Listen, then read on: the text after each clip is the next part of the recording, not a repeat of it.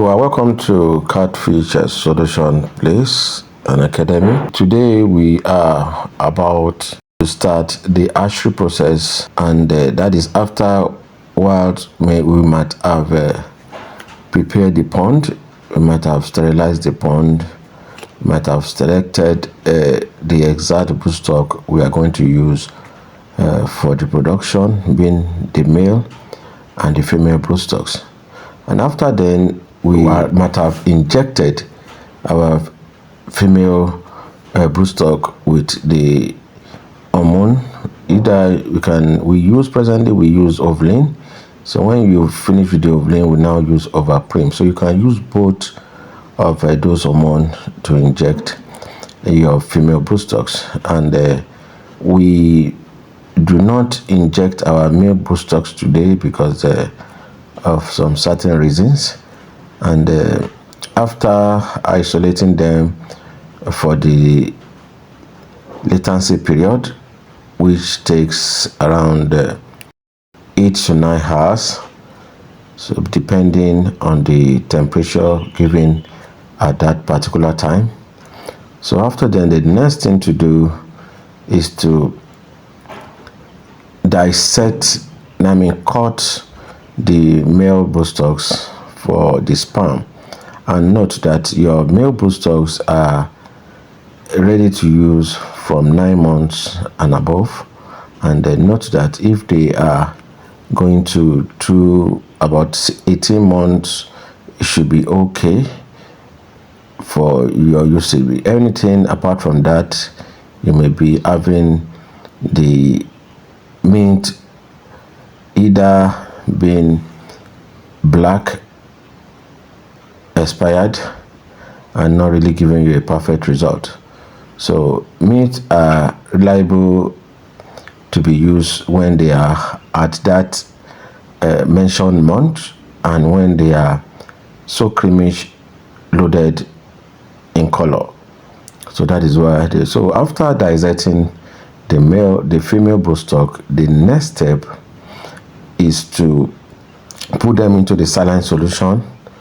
After putting into the saline solution, then, or you can cut it into a saline solution depending on how you are using yours. Sometimes I prefer cutting into the saline solution. That is based on the number of eggs I'm using. If I'll be using a lot of female broodstocks and I notice that the male broodstock could not be utilized if I am having few female broodstocks, so I need to cut the mint into the water to make sure that I use it evenly with the eggs. So after doing that, and you note, any of your doings should have been done through what we call the saline solution. That means the water you are using, you can use salt to mix in the water. It's just few percentage of salt in the water to give you a taste of the sweat, like if you are sweating and you taste it. So that is the exact saline solution you are talking about. Or you can equally get a saline solution from any chemist or any store around you. So after then, we need to check if the female broodstock is ready to use. That means after you might have seduced, after you might have injected them. So you need to check when they are ready to use. When you notice that the female broodstock is bringing out eggs itself, by the time you raise them up, make sure that the flow of egg is coming out itself. So this tells you how ready the female broodstock is. So the next step is for you to start stripping. That is the stripping process. That means massaging the belly of the female broodstock gradually to make sure that you extract at least 80% of the total egg in the broodstocks. Note, it is not possible for you to extract all the eggs from the female broodstocks. And if you want to do that, that means you may be sacrificing your female broodstocks. So after this extraction of the female broodstocks, I injected around 8 broodstocks today, or 8 or 9 broodstocks today. So I will be stripping them 4 by 4. I think I injected 12, right? So I'll be sticking them 4 by 4, and I'll be adding the milk, and I'll be laying them into the kakaban. So that is what you are watching for the background, at the background. So that is a part of after you might have laid them into the kakaban. That means you are already at the incubating process. So laying them on the kakaban should be laid evenly. Make sure that it's not cluster. Make sure that most of the eggs do not lay on themselves, and make sure that you lay them and let them have their space to rest. By the time you do this, you will experience more success than you clustering them into a kakaban. So making sure that you have to repeat this, and you have to recheck and make sure that it is well positioned and that it is well laid. So before you do that, note that stirring of your eggs for the fertilization process really means a lot, depending on how you do yours. I use my hand to do this so that I can make sure that this is well mixed, and I will use my hand to lay so that they will be laid properly into the kakaban. There's a proverb in the Yorubas. We normally say "Atawani kintonije." That means our hand will never deceive us. So this will let me spread. This will let me know amount of eggs I'll be laying into each kakaban, and this may help me to spread them well into the kakaban. So after you might have done this, in this video I'll be spreading on the local use kakaban, and I'll be spreading on the RAS system. That means you are doing 2 in 1.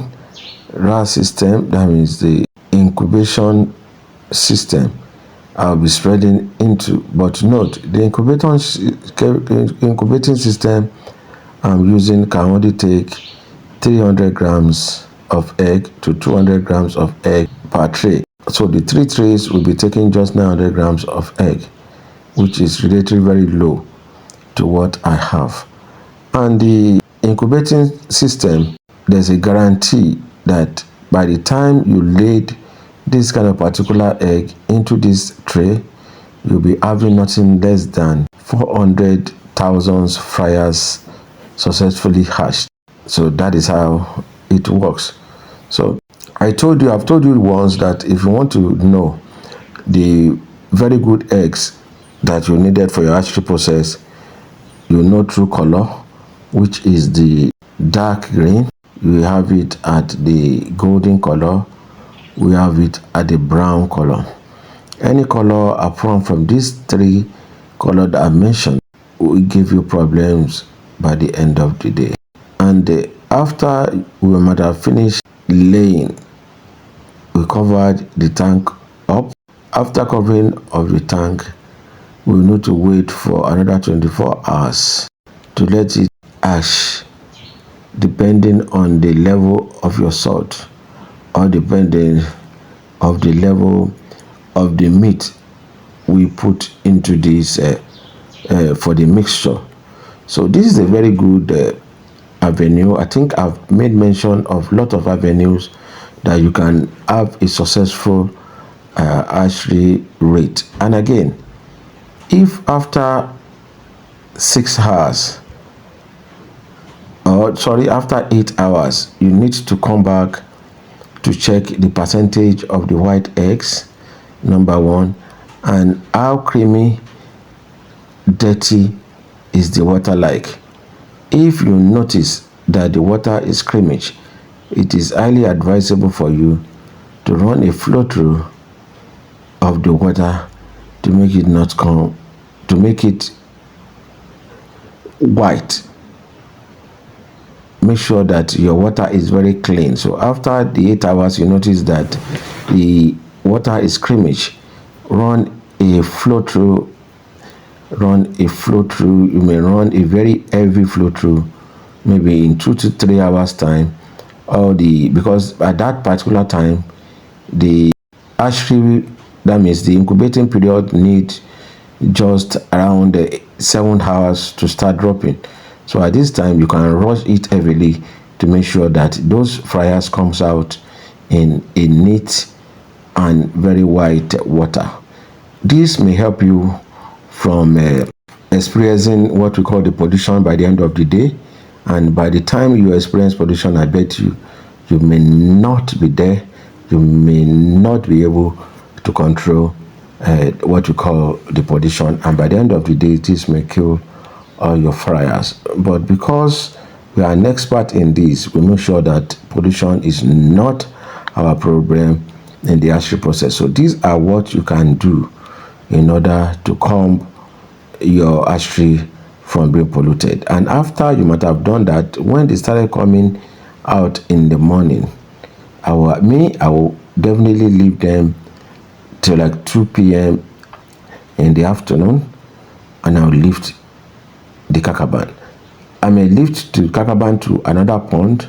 This may stay there for just 1-2 hours, and I will dust them off, or I can dust them particularly depending on the ratio and the number of fryers I received from such eggs. So after doing this, the next thing to do is to run your water again. At least by this time you need to run in for at least 5 to 6 hours. Maybe from 2 p.m. you need to run it to like 6 to 7 p.m. So when you notice that your water is white, you are good to go. I bet you by the time you come back in the morning, you will never experience any kind of pollution. So those are the process, those are the ideas. So thank you so much, and God bless you all.